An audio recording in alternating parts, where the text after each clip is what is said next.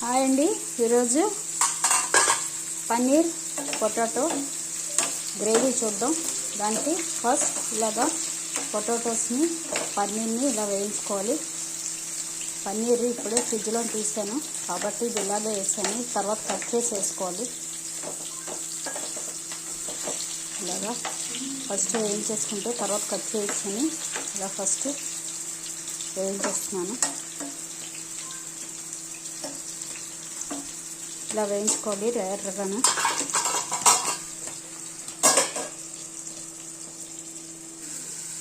ఇలాగా వేయించుకోవాలి. ఇప్పుడు పొటాటో వేగిపోయింది. పన్నీర్ కూడా వేగిపోతుంది.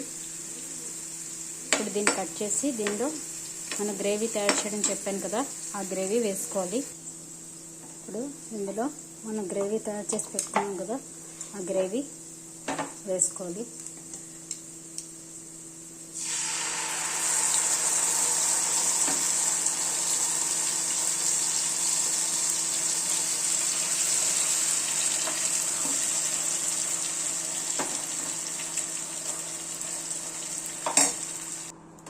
ఇలా పన్నీర్ని కూడా ముక్కలు కట్ చేసి పెట్టుకోవాలి.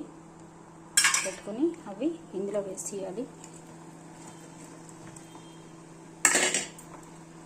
వేసి ఇప్పుడు గ్రేవీ ఉడకనివ్వాలి.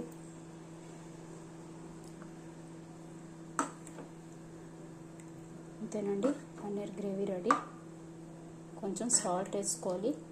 అప్పుడు కొంచెం సాల్ట్ తక్కువ వేసాను కదా, ఇప్పుడు కొంచెం సాల్ట్ యాడ్ చేసుకుంటే సరిపోద్ది. ఇంతే, దగ్గర అవనిచ్చి కొత్తిమీర జల్లేయడమే పైన, కొరియాండర్ లీవ్స్.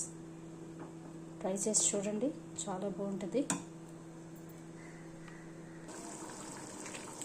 చూసారా, ఇలాగా ఉడకనివ్వాలి. బాగా తక్కువ ఉడకాలి.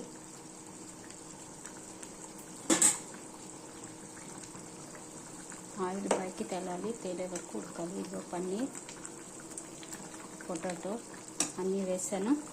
మీరు కూడా ట్రై చేయండి. చూద్దాం ఉడికిపోయిందేమో. ఉడికిపోయిందండి. ఆయిల్ ఇలా పైకి తేలుతుంది. ఆయిల్ పైకి తేలాక అయిపోయినట్టే.